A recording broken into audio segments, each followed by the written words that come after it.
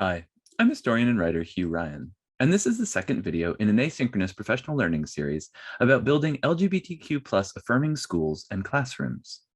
I'm the author of two recent books on New York City's queer history, When Brooklyn Was Queer, which looked at the LGBTQ history of New York's most populous borough, and The Women's House of Detention, which examined the shocking history of a prison that was once located in the heart of Greenwich Village.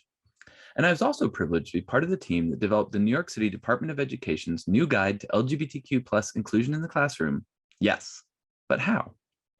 In this professional learning series, we're going to break the guide down into 5 short digestible sessions.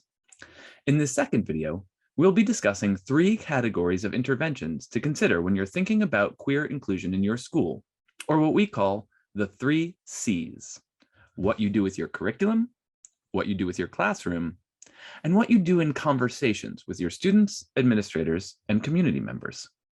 Let's start at the beginning with your curriculum. Whether you designed it yourself or inherited it from another teacher, your curriculum is your map for the year. You may not get to everything on it, but you certainly won't get to things if they aren't on there at all. Even if you've been teaching this curriculum for years, it's helpful to go over it with fresh eyes at the start of each semester to see if there are any alterations that can make it stronger, more relevant to today, or closer in line with new regulations or teaching methodologies.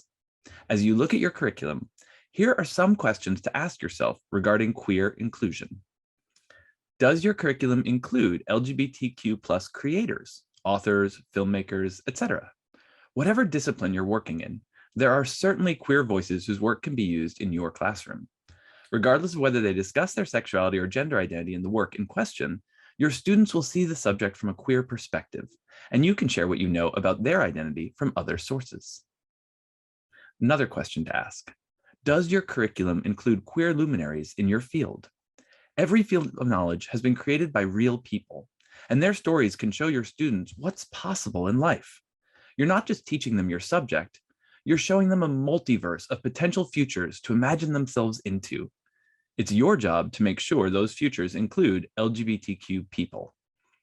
Sometimes, when you're looking at your curriculum, you may realize that something you've taught for years without thinking about it suddenly feels uncomfortable. We've all been there. If you realize a work you're presenting is homophobic or transphobic, ask yourself or your peers if there's a comparable or better work out there that covers the material you need but doesn't have those issues. If there is not, address it head on with your students. Explain to them the problems you have with the work at hand before they engage with it, but also tell them why it's valuable enough that you're still presenting it. The goal is not to condemn this author or work, but to help your students confront the work in all its complexity. Now let's consider the broader picture of your curriculum.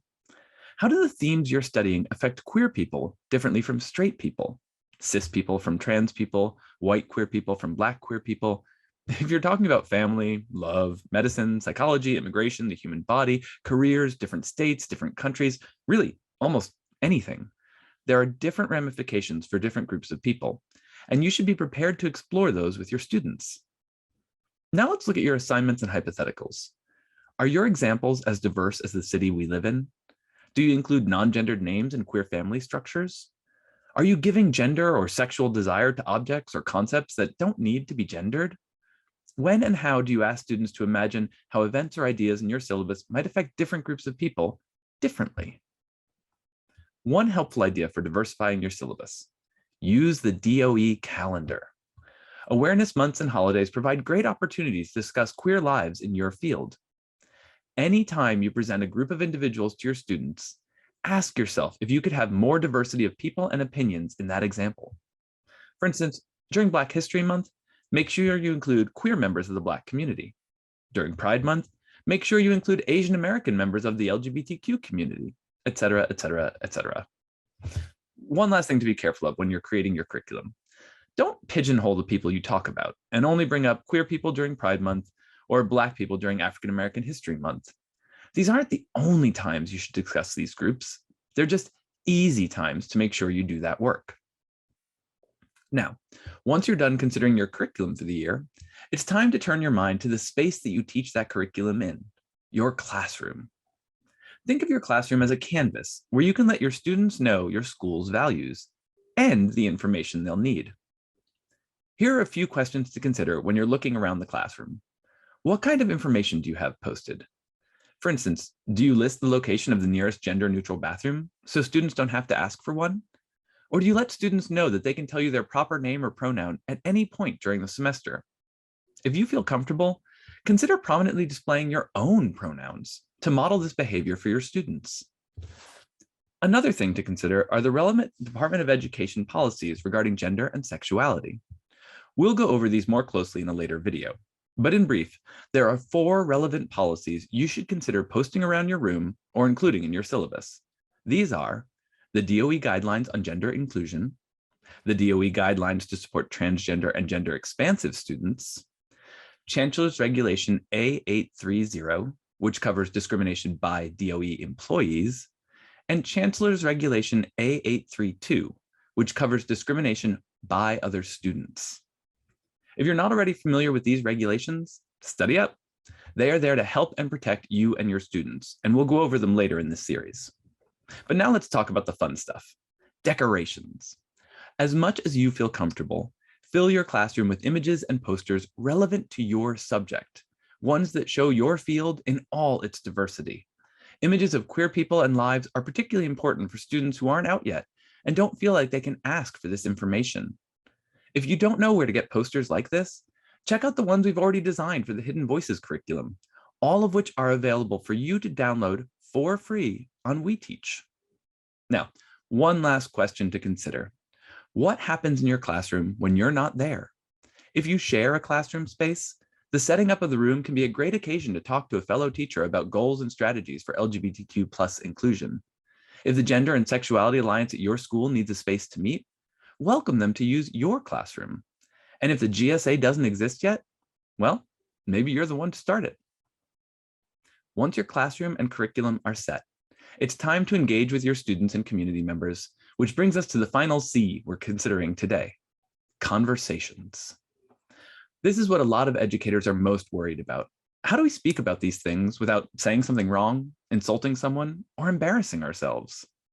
Well, there are 3 kinds of conversations, and they work in tandem to make your space inclusive and prevent any embarrassment. First, we have level-setting conversations. These are moments for you to model appropriate behavior for your students. These often happen in the first few days or weeks of your class, so it's good to have a strategy in mind before they occur. These conversations can often include things like modeling for students how to introduce your pronouns at the start of a discussion, being fluent with the meanings of all the labels under the LGBTQ+ spectrum, and making sure you can say LGBTQ+ without stumbling, being prepared to respectfully discuss guest speakers or famous individuals being introduced to your class, and explaining relevant school policies in language that is clear and direct. Think of these conversations as your chance to show your students how to talk with each other in the most respectful way. But understand that your students won't always follow your example. When something goes wrong in your classroom, it's time for the second kind of conversation we'll discuss today, interventions. These are some of the most difficult conversations because they involve redirecting or correcting a student, parent, or another faculty member. They rest on having done the previous work, so you're not trying to teach someone a rule in the moment of redirecting them away from breaking it. When you do need to intervene, here are some tips. First, stay calm. Address the behavior immediately and specifically. Focus on the behavior, not the people involved. If the behavior falls within disciplinary guidelines, follow the relevant school procedures. Afterwards, talk with all students involved individually. Make sure they understand why you intervened. Try to understand what made the student who broke the rule do so and what support they need to not do it again in the future. And also try to understand what happened with the students who may have been targeted and what kind of support they need. Make sure also that you have support to decompress or process the incident afterwards. In fact, the broad realm of support discussions are the last kind of conversation we're going to consider in this video. In general, support talks are conversations that happen outside the classroom, but with a goal towards creating, expanding, and explaining your school's welcoming and supportive atmosphere towards queer youth. As I just mentioned, one critical aspect of support is support for you. When you have issues in the classroom, do you have friends you can vent to or peers you can look to for assistance and advice? We can't help others unless we help ourselves. But there are other important support conversations you'll also engage in as you teach, including talking to other teachers or admins about including more queer representation in your school, explaining the importance of this curriculum to parents and guardians, advocating for LGBTQ plus admin or teacher trainings, planning LGBTQ plus student assemblies and speakers, reaching out to or helping to start your school's Gender and Sexuality Alliance, providing information or speaking with PTAs or other guardian and community groups on LGBTQ plus issues, and being a supportive voice when others raise queer issues in your school or community. A few last tips to keep in mind with support conversations. Don't overwhelm LGBTQ teachers and staff that you know with all of your questions. They may not want to be an expert on these issues just because of how they identify. And if someone challenges you on these issues, stay calm, don't become defensive, and listen to what they have to say. None of us are perfect, no matter how hard we work at these issues. That's all for this video. We know it's a lot. But in our next one, we'll be discussing the short comic, Any Questions?, which was illustrated by Christy Rode and is included in the Yes But How guide. See you in our next video.